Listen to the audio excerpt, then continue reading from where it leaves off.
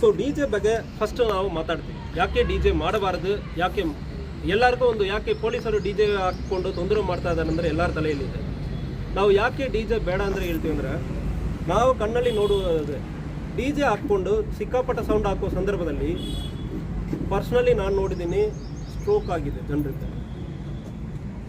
So heart attack ಬರ್ತದೆ. Doctors ಕಡೆ ನಾನು ಮಾತಾಡಿದ್ದೀನಿ. ಡಾಕ್ಟರ್ಸ್ ಲಾಸ್ಟ್ ಇಯರ್ ನಾನು ಬೇರೆ ಜಿಲ್ಲೆಯಲ್ಲಿ ಇರುವಾಗ ವಿಡಿಯೋ ಕೂಡ ಮಾಡಿಕೊಟ್ಟಿದ್ದೀನಿ. ಹೆಂಗೆ ಆಗುತ್ತಂದರೆ, ಪೇಸ್ ಮೇಕರ್ ಅಂದರೆ ಹೃದಯದಲ್ಲಿ ಒಂದು ಹಾಕ್ಕೊಳ್ತೀವಿ.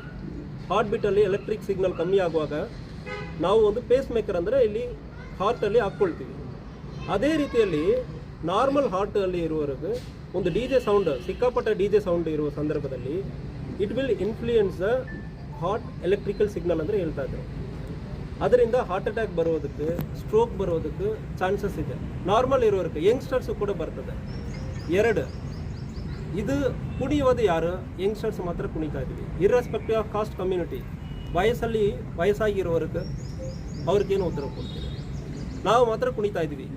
ನಾಯಿಗಳಿಗೆ, ಪ್ರಾಣಿಗಳಿಗೆ, ಪಕ್ಷಿಗಳಿಗೆ ಅದು ಎಲ್ಲಿ ಹೋಗ್ತದೆ? ಸೊ ಇದರಲ್ಲಿ ನಾವು ಎಲ್ಲರೂ ಬದುಕಬೇಕಾ? ಒಬ್ಬರು ಒಂದು ದಿವಸ ಕುಣಿದು ಸಿಕ್ಕಾಪಟ್ಟ ಸೌಂಡ್ ಹಾಕೋದು ಮಾತ್ರ ಅಲ್ಲ. ಈಗ ಸುತ್ತಮುತ್ತ ನಾಯಿಗಳಿರ್ತದೆ, ಪ್ರಾಣಿಗಳಿರ್ತದೆ, ಎತ್ತು ಇರ್ತದೆ, ರೈತರು ಇರ್ತೀವಿ. ಅದು ಮಾತ್ರ ಅಲ್ಲ, ವಯಸ್ಸಾಗಿರುವವರಿಗೆ ತೊಂದರೆ ಆಗ್ತದೆ. ರಾತ್ರಿ ಟೈಮಲ್ಲಿ ಒಂದು ಸಾರಿ ನಿದ್ದೆ ಹೋಗಿಬಿಡ್ತಂದ್ರೆ ಮತ್ತೆ ಅವ್ರಿಗೆ ನಿದ್ರೆ ಬರಲ್ಲ. ಇನ್ನು ರಾತ್ರಿ ನಾವು ಪೂರ್ತಿ ಆಗ್ತೀವಿ. ಕೆಲವೊಬ್ಬರಿಗೆ 8 ಗಂಟೆಗೆ ಮಲಗಿ 4 ಗಂಟೆ 5 ಗಂಟೆ ಮಧ್ಯರಾತ್ರಿಯಲ್ಲಿ ಒಂದು ಸೌಂಡ್ ಹಾಕ್ಕೊಂಡು ಹೋಗಿಬಿಡ್ತಾರೆ. ಅಂದರೆ ಒಂದು ಸಾರಿ ನಿದ್ದೆ ಕೆಟ್ಟು ಹೋಗುತ್ತಂದ್ರೆ ಮತ್ತೆ ಬರಲ್ಲ. ಪ್ರತಿ ದಿವಸ ನಮಗೆ ಜಯಂತಿ ಅಂದರೆ ವರ್ಷದಲ್ಲಿ ಒಂದು 10 ಜಯಂತಿ, 10 ಬೇರೆ ಬೇರೆ ಫಂಕ್ಷನ್ಸ್ ಬರ್ತದೆ, ಮದುವೆ ಇರ್ತದೆ. ಪ್ರತಿ ಸಾರಿ ನಾವು ಇದಕ್ಕೆ ಅವಕಾಶ ಕೊಡ್ತೀವಿ ಅಂದರೆ ಅವ್ರ ಲೈಫ್ ಏನಾಗೋದು? ನಾವು ನಾಳೆ ನಮಗೆ ವಯಸ್ಸಾಗಲ್ವ? ಇದು ಮಾತ್ರ ಅಲ್ಲ, ಹಾಸ್ಪಿಟಲ್ಸ್ ಇದೆ. ಐ ಹ್ಯಾವ್ ಸೀನ್ ಪೇಷಂಟನ್ನು ಒಂದು ಕಡೆಯಿಂದ ಇನ್ನೊಂದು ಕಡೆ ಶಿಫ್ಟ್ ಮಾಡೋದು. ಜಯಂತಿ ಬಂದುಬಿಡ್ತಂದ್ರೆ ಹಾಸ್ಪಿಟಲ್ಲಿ ಇರೋಕ್ಕಾಗಲ್ಲ.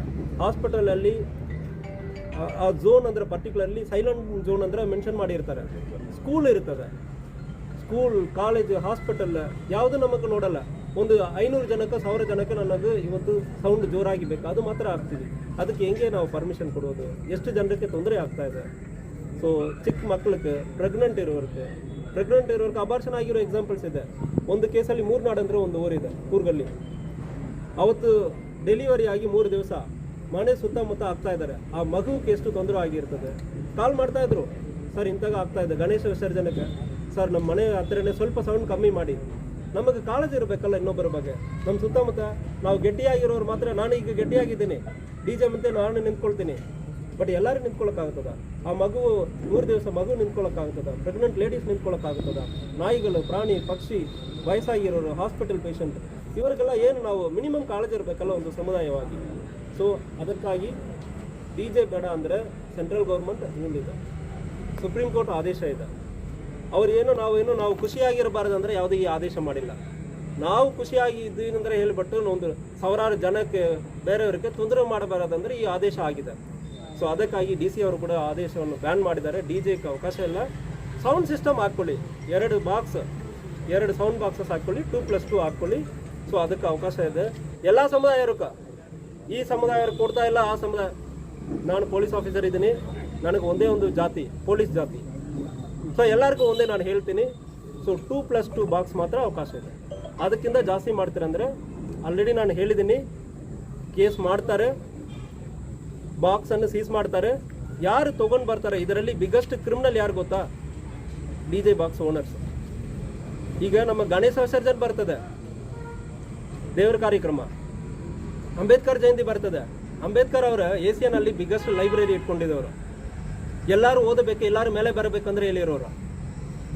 ಸೊ ಯಾವ ಜಯಂತಿ ಬೇಕಾರಲ್ಲಿ ಒಂದೇ ಒಂದು ಬರ್ತದೆ, ನಮ್ಮ ಭಾಷೆನೂ ಬರಲ್ಲ, ಬೇರೆ ಭಾಷೆಯಲ್ಲಿ ಐಟಮ್ಸ್ ಆಗ ಹಾಕ್ಕೊಂಡು ಇರ್ತಾರೆ. ಇದನ್ನೇ ನಾವು ಖುಷಿ ಪಡೋದನ್ನ, ಇದನ್ನೇ ನಾವು ಸಮುದಾಯಕ್ಕೆ, ನೆಕ್ಸ್ಟ್ ಜನ್ರೇಷನ್ಗೆ ಇದೇ ಸಂದೇಶ ನಾವು ಕೊಡಬೇಕಾ? ಸೊ ಅದಕ್ಕೆ ನಾವು ಅವಕಾಶ ಕೊಡಲ್ಲ. ಒಳ್ಳೆಯ ಸಂದೇಶವನ್ನು ನೀವು ಪ್ರತಿಯೊಂದು ಸಮುದಾಯವರು ನಾನು ಹೇಳ್ತೀನಿ, ಒಳ್ಳೆಯ ಸಂದೇಶವನ್ನು ಕೊಡಿ. ಇಲ್ಲಿ ಎಷ್ಟೋ ಒಂದು ಮ್ಯೂಸಿಷಿಯನ್ ಇರ್ತಾರೆ, ಡ್ರಮ್ಸ್ ಎಷ್ಟೋ ಒಂದು ವ್ಯತ್ಯಾಸವಾಗಿ ಡ್ರಮ್ಸ್ ಇರ್ತದೆ, ಮ್ಯೂಸಿಕಲ್ ಇನ್ಸ್ಟ್ರೂಮೆಂಟ್ಸ್ ಇರ್ತದೆ. ಅದಕ್ಕೆ ಅವಕಾಶ ಕೊಡಿ. ಲೋಕಲ್ ಸಾರ್ವಜನಿಕರಿಗೂ ಕೆಲಸ ಕೊಡಿ. ಈಗ ನೀವು ಡಿ ಜೆ ಹಾಕೋದಲ್ಲಿ ಯಾವನು ಬೆನಿಫಿಷರಿ? ಒಬ್ಬ 1 ಲಕ್ಷ 2 ಲಕ್ಷ ಅಂದರೆ ತೊಗೊಂಡು ಹೋಗ್ತಾನೆ. ಅದನ್ನೇ ನೀವು ಡ್ರಮ್ ಸೆಟ್ ಇರೋವರೆಗೂ ಕೊಡ್ತೀರಂದ್ರೆ 10 ಜನ ಬದುಕು ಚೆನ್ನಾಗಿರ್ತದೆ. ಲೋಕಲ್ ಮ್ಯೂಸಿಷಿಯನ್ಗೆ ಒಂದು ಅವಕಾಶ ಸಿಗ್ತದೆ. ವಾದ್ಯಗಳಿರ್ತದೆ, ವಾದ್ಯ ಗೋಷ್ಠಿ ಇರ್ತದೆ, ಅವ್ರಿಗೆ ಅವಕಾಶ ಸಿಗುತ್ತದೆ. ಇವ್ರಿಗೆಲ್ಲ ನೀವು ಕೆಲಸ ಕೊಡಲ್ಲ ಅಂದ್ರೆ ಆಫ್ಟರ್ 10-15 ಇಯರ್ಸ್ ಯಾರು ಬರ್ತಾರೆ ಈ ಕೆಲಸಕ್ಕೆ, ಯಾರು ಇರ್ತಾರೆ, ಏನು ಕೆಲಸ ಸಿಗ್ತದೆ ಜನರಿಗೆ? ನಾವು ಎಲ್ಲ ಕೆಲಸನೂ ಮಾಡಬೇಕಲ್ಲ, ಎಲ್ಲರಿಗೂ ಒಂದೊಂದು ಅವಕಾಶ ಇರ್ತದೆ. ಸೊ ಎಲ್ಲರೂ ಬದುಕನ್ನು ನೋಡಬೇಕಾ?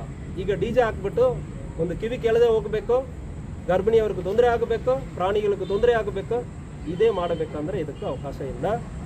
ಸೊ ಅವರ ಮೇಲ್ಗಡೆ DJ ಓನರ್ಸ್ ಯಾರ್ಯಾರು ಇಟ್ಕೊಂಡಿದ್ದಾರೋ ಕೇಸ್ ಹಾಕ್ತೀವಿ, ಸೀಸ್ ಮಾಡ್ತೀವಿ. ನಮ್ಮ ಮಾತಕ್ಕೆ ಬೆಲೆ ಇಲ್ಲ, ಕಾನೂನಿಗೆ ಬೆಲೆ ಇಲ್ಲ ಅಂದರೆ ನಾವು ಕಠಿಣ ಕ್ರಮ ಕೈಗೊಳ್ತೀವಿ. ಸೊ ಅವರ ಬೆನಿಫಿಷರಿ ಇದ್ದಾರೆ, ಅವ್ರಿಗೂ ಗೊತ್ತಿರಬೇಕು, ಕಾನೂನನ್ನು ಅವರು ಪಾಲನೆ ಮಾಡಬೇಕು.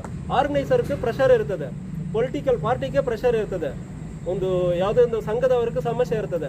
ಅದು ಅವ್ರಿಗೆ ತೊಗೊಂಡು ಬರ್ತಾರಲ್ಲ, ಇವ್ರು ತೊಗೊಂಡು ಬರ್ತಾರಲ್ಲ, ನೀವು ತೊಗೊಂಡು ಬನ್ನಿ ಅಂದ್ರೆ ಇವನು ಕಾನೂನು ಪಾಲನೆ ಮಾಡಬೇಕಲ್ಲ. ಸೊ DJ ಯಾರ್ಯಾರು ಓನರ್ಸ್ ಇದ್ದಾರೋ DJ ಓನರ್ಸ್ ಜೈಲಿಗೆ ಹೋಗೋದು ಖಂಡಿತ. ಸರ್,